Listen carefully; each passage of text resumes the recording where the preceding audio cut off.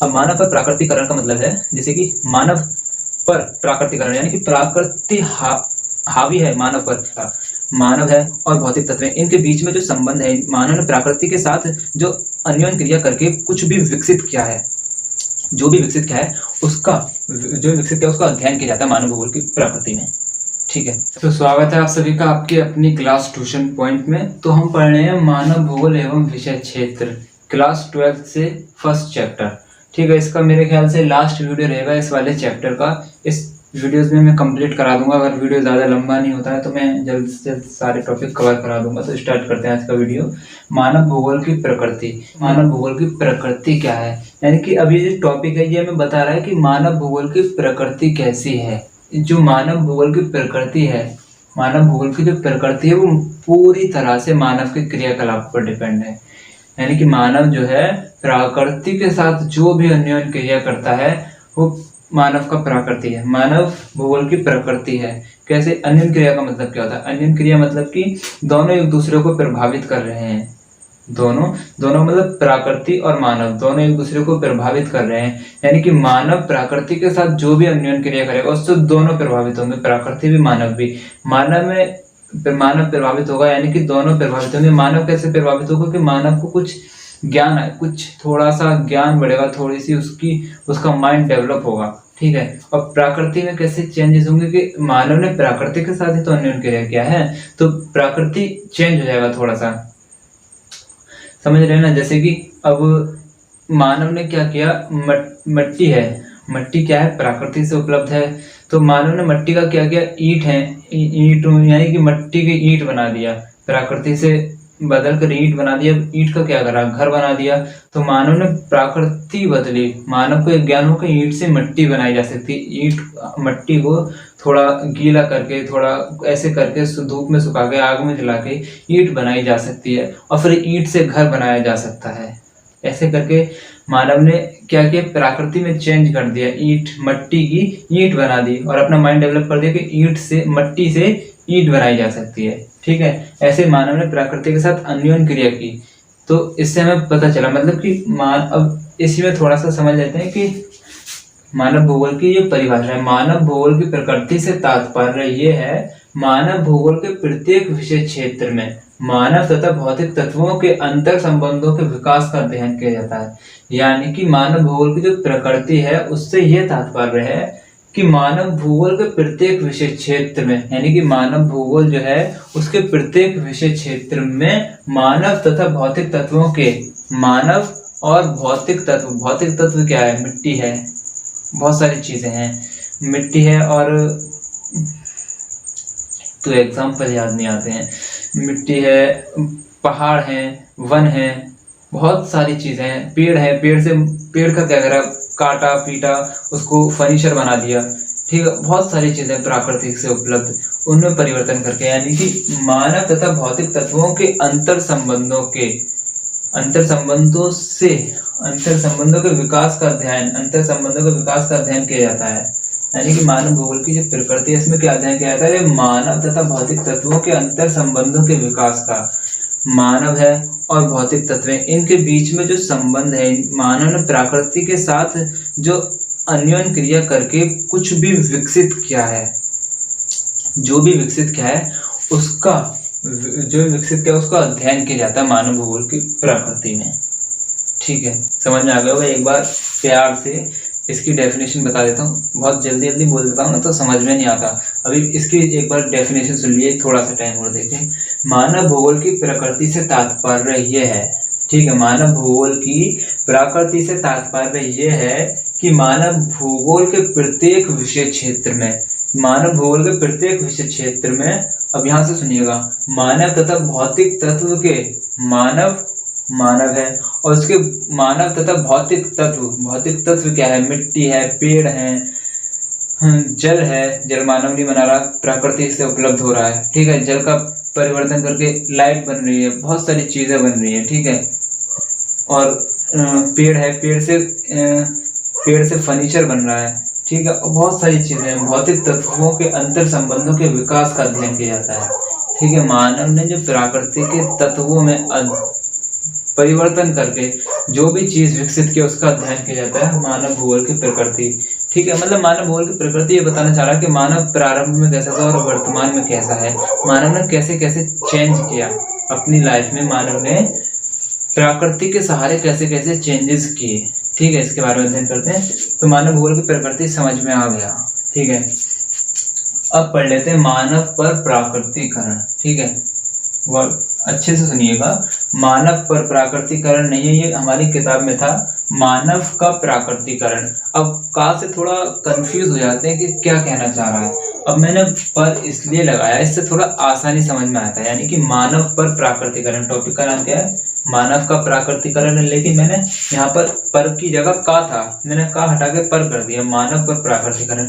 अब मानव पर प्राकृतिकरण का मतलब है जैसे कि मानव पर प्राकृतिकरण, यानी कि प्रकृति हावी है मानव पर, मानव पर प्राकृतिकरण मतलब प्रकृति जो है मानव पर हावी है। ठीक है, अब इसे सुन लीजिए, मानव पर प्राकृतिकरण वह अवस्था जिसमें मानव पूर्ण रूप से प्रकृति पर निर्भर करता है। यानी कि मानव पर प्राकृतिकरण वह अवस्था है जिसमें मानव जो है पूर्ण रूप से प्रकृति पर निर्भर करता है। ठीक है, मानव पर प्राकृतिकरण है, अर्थात जब मानव के सारे काम प्रकृति द्वारा होते हैं तो मानव पर प्राकृतिकरण है। यानी कि ये उस अवस्था की बात कर रहे हैं जब मानव प्रारंभ में अपने सारे काम प्रकृति के ऊपर छोड़ कर रखता था, यानी कि खुद कुछ भी नहीं करता था, सारे काम प्रकृति करेगी, खाने को प्रकृति देगी, रहने को प्रकृति देगी, सब काम प्रकृति के ऊपर छोड़ रखा था। यानी कि मानव एक पत्ता भी अपनी मर्जी से नहीं हिलाएगा, प्रकृति कहेगी। एक एग्जाम्पल के लिए कह रहा हूँ मैं, ठीक है, वरना पत्ते तो खुद हिला सकता था, मतलब कुछ भी नहीं करेगा, सारे काम प्रकृति करेगी। एग्जाम्पल के लिए मैं कहूँगा जैसे कि अब खेती करनी है, खेती में क्या है कि आज के टाइम में हम क्या ट्यूबवेल चला लेते हैं, लेकिन उस टाइम में अगर बारिश होगी तभी खेती होगी, यानी कि प्रकृति करती है बारिश, ऐसा नहीं मनुष्य ऊपर से समर चला के बारिश करेगा, प्रकृति से बारिश होगी, यानी कि बारिश होगी तभी खेती होगी, वरना खेती नहीं होगी। ठीक है, ऐसा मानव था। अब हवा चलेगी जब ही गर्मी से राहत मिलेगी, वरना गर्मी मर जाएंगे, लेकिन हाथ से पंखे से कुछ हवा नहीं करेंगे, प्रकृति हवा करेगी, तभी हवा चलेगी ना, जब भी गर्मी से राहत मिलेगी। उस अवस्था की बात कर रहे हैं। खाने के लिए अपने पास से कुछ नहीं बनाएंगे, जब पेड़ देगा मतलब कि प्रकृति देगी, पेड़ से फल तोड़ के खाएंगे, अपने आप से कुछ भी नहीं करेंगे। इस अवस्था की बात कर रहे हैं, यानी कि मानव जो है प्रकृति पर निर्भर था, पूरी तरह से प्रकृति के ऊपर था, अपने पास से कुछ नहीं करेगा। जैसे कि छोटे छोटे बच्चे होते हैं ना, मतलब एक माँ बाप है, अब कुछ दिनों का बच्चा है, वो क्या करेगा, छोटे छोटे बच्चे हैं, उनको कुछ भी नहीं आता, तो वो क्या करेंगे, अपने मम्मी पापा पे निर्भर करेंगे ना, कि उनके मम्मी पापा खाना खिलाएं, नहलाएं धुलाएं, उनको सारे काम मम्मी पापा करें, कपड़े भी मम्मी पापा पहनाएं, सब काम अपने, उनको कुछ आता ही नहीं है तो करेंगे क्या। छोटे छोटे बच्चे हैं, कुछ आता ही नहीं है उनको, पहली बार दुनिया में आए, तो वो क्या करेंगे, उन्हें क्या पता दुनिया के रीति रिवाज के बारे में। तो इसी अवस्था में था एक टाइम मानव, तो उस अवस्था को कहते हैं मानव पर प्राकृतिकरण। ठीक है, मेरे हिसाब से आपको बहुत अच्छी तरह से समझ में आ गया होगा। एक बार डेफिनेशन सुन लिए, वह अवस्था मानव पर प्राकृतिकरण वह अवस्था जिसमें मानव पूर्ण रूप से पूरी तरह से प्रकृति पर निर्भर करता है, मानव पर प्राकृतिकरण है। ठीक है, मानव का प्राकृतिकरण कहलाती है, अर्थात जब मानव के सारे काम प्रकृति द्वारा किए जाते हैं तो वो मानव का प्राकृतिकरण है। ठीक है, अब ये जो मानव पर प्राकृतिकरण है, यानी कि मानव का जो प्राकृतिकरण है, इसको एक विचारधारा के रूप में पार्यावरणीय निश्चयवाद विचारधारा नाम दिया गया है। मतलब कि ये जो अवस्था थी जब मानव पूरी तरह से प्रकृति पर निर्भर था, तो इस अवस्था को रेडजेल और उनकी एक शिष्य थी एलन सी सैंपल, रेडजेल का पूरा नाम है फ्रेडरिक रेडजेल, और इनकी एक शिष्य थी एलन सी सैंपल। ठीक है, तो इन्होंने इस अवस्था को पार्यावरणीय निश्चयवाद विचारधारा का नाम दिया है। ठीक है, पार्यावरणीय निश्चयवाद विचारधारा क्या है, ये उस अवस्था की बात कर रहे हैं जब मानव पूरी तरह से प्रकृति पर निर्भर था, यानी कि प्रकृति जो कहेगी वो करेंगे, मतलब अपने पास से कुछ नहीं करेंगे, प्रकृति खाने को देगी तभी खाएंगे, मतलब अपने पास से ये नहीं कि हम खाना बनाएं थोड़ा नमक मिर्च डाल के जैसे आज बना लेते हैं ना, ऐसा कुछ नहीं, प्रकृति का गुलाम था, मतलब पूरी तरह से। अब तेज बारिश हो जाती थी तो मानव डर जाता था उस टाइम पे कि इतनी तेज बारिश हो रही है, भगवान उनसे नाराज है। पूजा पाठ हमारे यहाँ शुरू से चलती है, तो वो बारिश की पूजा करने लगता था। तेज धूप हुई तो प्रकृति से इतना डरता था कि सूरज की पूजा करने लगता था, ठीक है। और मतलब प्रकृति से पूरी तरह से डरता था, उस पर कुछ काबू नहीं था। प्रकृति जैसे चाहे वैसा करा सकती है, उसकी प्रचंडता से डरता था, ऐसा हमारी किताब में लिखा है। मतलब ये सही बात है वैसे, ठीक है। ठीक है, पर्यावरणीय निश्चयवाद विचारधारा आपको समझ में आ गया। रेडजल और उनके शिष्य द्वारा दी गई है, उस अवस्था की बात कर रहे हैं जिस टाइम मानव प्रकृति से डरता था, ठीक है। अब पढ़ लेते हैं प्रकृति पर मानवीकरण। प्रकृति पर मानवीकरण वह अवस्था जब मानव प्रकृति पर विजय हासिल कर लेता है। जब मानव प्रकृति पर विजय हासिल कर लेता है, उसको अपनी इच्छा, अर्थात जब मानव अपने आसपास के वातावरण को अपनी इच्छा अनुसार बदल सके, तब प्रकृति पर मानवीकरण है। यानी कि प्रकृति पर मानवीकरण उस अवस्था की बात कर रहे हैं जब मानव ने प्रकृति पर विजय हासिल कर ली। विजय हासिल करने का मतलब है कि मानव ने प्रकृति को अपने अनुरूप ढाल लिया। मतलब कि अब प्रकृति जैसा कहेगी वैसा नहीं करेगा मानव, अपनी इच्छा अनुसार चलेगा। यानी कि मैंने एग्जाम्पल दिया ईंट का, मिट्टी का, ठीक है। अब मानव ने क्या किया कि ईंट, मट्टी ली, ईंट बनाई। इस एग्जाम्पल को मत लिए, इस एग्जाम्पल को मत लिए। मानव पर प्रकृति का मानवीकरण से एग्जाम्पल मैं दूंगा। जैसे कि मानव है, मानव ने क्या हुआ कि अब गर्मी पड़ रही है बहुत ज्यादा। पहले तो मानव हवा भी नहीं करता था पंखे से। क्या होगा कि जब हवा चलेगी जब भी गर्मी से राहत मिलेगी। लेकिन आज वर्तमान में मानव ने क्या किया, एसी बना लिए, ठीक है। मतलब कि एसी बना ली हवा लेने के लिए। गर्मी लग रही है तो एसी चलाया, हवा आ गई। पंखा ला, अब स्विच है, स्विच ऑन कर दिया, मतलब पंखा है, स्विच ऑन करा, पंखा चालू, हवा, गर्मी से राहत मिल गई। इस तरह से मानव ने प्रकृति पर मानवीकरण कर लिया, यानी कि अपना कब्जा प्रकृति पर कर लिया। ऐसा कौन कहता है? ऐसा कहते हैं विडाल डी लाप्लास। यानी कि ये जो अवस्था है इसको संभववाद नाम दिया गया है। संभववाद विचारधारा, यानी कि संभव है, मानव प्रकृति को बदल सकता है, ये संभव है। ये कहा है विडाल डी लाप्लास ने। विडाल डी लाप्लास जो है एक भूगोलवेत्ता है, पता है आपको इसके बारे में। तो मेरे ख्याल से समझ में आ गया होगा। प्रकृति पर कब्जा करने का मतलब कि एक बार समझा देता हूँ। वह अवस्था जब मानव प्रकृति पर विजय हासिल कर लेता है, यानी प्रकृति को अपने अनुरूप ढाल लेता है। गर्मी लग रही है, हवा, पंखा चला लिया, ठीक है। भूख लग रही है, खाना बना लिया, ठीक है। और खेती करनी है, ट्यूबवेल चला लिया। बारिश नहीं हो रही, क्या है, ट्यूबवेल चला लिया। अब अपने इच्छा अनुसार बदल रहा है ना मानव। अब पेड़ है, पेड़ का उपयोग क्या किया, काट के उसका फर्नीचर बना लिया, क्या है। अब मतलब मानव ने प्रकृति पर विजय हासिल कर ली, ठीक है। अब किसी टाइम पे मानव चांद पर नहीं जा सकता, आज मानव चांद पर जा सकता है, क्या है, प्रकृति पर विजय हासिल कर ली, प्रकृति को बदल दिया पूरी तरह से, ठीक है। तो हम अब कह सकते हैं वह अवस्था जब मानव प्रकृति को अपने अनुरूप ढाल लेता है, उस अवस्था को मानव पर प्राकृतिकरण कहते हैं। यानी कि प्रकृति पर मानवीकरण कहते हैं, ठीक है। यानी प्रकृति पर मानवीकरण, मानव अधिक है, मानव हावी है प्रकृति पर। इस अवस्था में मानव हावी है प्रकृति पर, और इस अवस्था में प्रकृति हावी है मानव पर, ठीक है। ये हमें समझ में आ गया। तो अब ये जो संभववाद है एक विचारधारा, ये जो विचारधारा है, मतलब ये जो अवस्था है प्रकृति पर मानवीकरण, इस अवस्था को संभववाद विचारधारा नाम दिया है विडाल डी लाप्लास ने।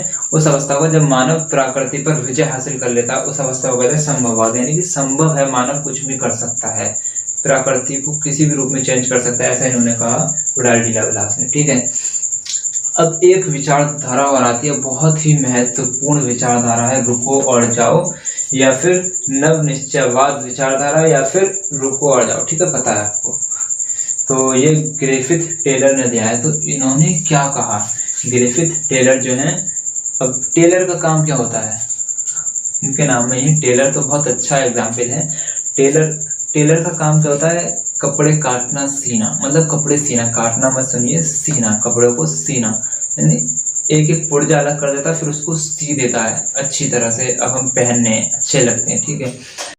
ग्रिफिथ टेलर ने एक नई संकल्पना प्रस्तुत की है जो दो विचारों पार्यावरणीय निश्चयवाद यानी कि ये, और संभववाद यानी कि ये संभववाद के बीच मध्य मार्ग को परिलक्षित करता है। परिलक्षित का मतलब होता है अच्छी तरह से देखभाल किया हुआ, यानी कि परिलक्षित करता है अच्छी तरह से देखभाल किया हुआ है।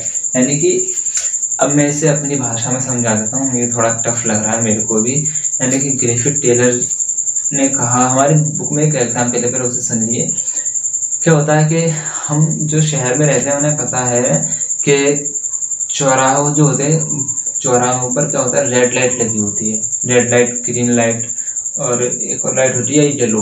तो वो जो होती है रेड वाली जो होती है, हमको पता है रेड वाला जो रेड 3 लाइट होती है ना, रेड, येलो, ग्रीन, ऐसे करके होती है। तो रेड वाली क्या होती है, रुकने का होता है, अगर रुको, अभी वेट करो, मतलब रुक जाओ, मतलब कि दूसरी साइड से गाड़ी आ रही है, जिधर रेड लाइट जल रहा होता है, चौराहा होता है ना, ऐसे करके, तो इधर जल रहा है तो इधर के बंदे रुक जाएंगे, बाकी इधर के जाएंगे, तो इधर रुकने के लिए कह दिया है। अब इधर से बंदे अभी भी निकल ही रहे, तो इधर टाइम ओवर हो गया, जिधर रेड लाइट जल रही है उधर टाइम खत्म हो गया, तो येलो लाइट जल जाएगी 3 सेकंड के लिए कि वेट करो 2 मिनट, मतलब 3 सेकंड वेट करो, इन्हें निकलने दिए, ऐसे करके। तो रुकना पड़ता है, उसमें भी थोड़ा रुकना पड़ता है, उसमें थोड़ा सब्र करना पड़ता है येलो वाली में, ठीक है। फिर येलो वाली हो जाती है और फिर ग्रीन वाली चालू होती है, और मतलब जिधर रेड लाइट जल रही थी उधर फिर येलो आ गई 3 सेकंड के लिए। 3 सेकंड के बाद फिर वहां पे ग्रीन लाइट जल गई कि अब तुम जा सकते हो, ठीक है। और फिर दूसरे साइड पे रेड लाइट जल जाती है। तो उसका मतलब क्या होता है, रुको, रेड पे रुको, और फिर येलो पे ठहरो, थोड़ा वेट करो, फिर क्या होता है, ग्रीन पे जाओ। तो ग्रिफिथ टेलर ने कहा, हम ऐसा नहीं कह सकते कि मतलब कि मानव पर प्राकृतिकरण, यानी कि प्राकृति जो है वो मानव पर हावी है, हम ऐसा नहीं कह सकते। और ना हम यह कह सकते हैं कि प्राकृति मानव पर हावी है,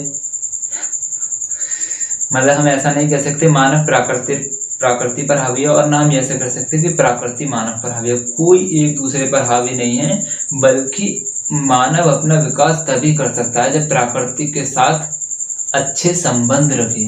यानी कि अगर इन्होंने कहा, अगर मानव प्रकृति को नुकसान पहुंचाएगा तो प्रकृति मानव को नुकसान पहुंचाएगी, मतलब निश्चित है। अगर मानव प्रकृति में बदलाव करेगा, कुछ ज्यादा चेंजेस करेगा, तो प्रकृति एक दिन खत्म हो सकती है ना। मतलब कि अब उसने सभी कुछ बदल दिया, प्रकृति ही बदल दी पूरी, तो प्रकृति नहीं रहेगी ना, तो नुकसान है। कैसे, अब मानव है, वो पेड़ काट के फर्नीचर बनाया जाएगा, सारे पेड़ खत्म हो जाएंगे, ऑक्सीजन कहाँ से मिलेगा हमें, मतलब ऑक्सीजन कहाँ से मिलेगा जब सारे पेड़ ही खत्म हो जाएंगे, कहाँ से मिलेगा, है ना, नहीं मिलेगा ना। तो अब इतना सारा हम कूड़ा कबाड़ा फेंकते हैं, प्रकृति को नुकसान पहुंच रहा है ना, हमें नुकसान पहुंच रहा है, हम प्रकृति को नुकसान पहुंचा रहे हैं, तो हमें नुकसान पहुंच रहा है। आप सब जानते हैं कि अगर प्रकृति को नुकसान पहुंचाएंगे तो हमें भी नुकसान पहुंचेगा।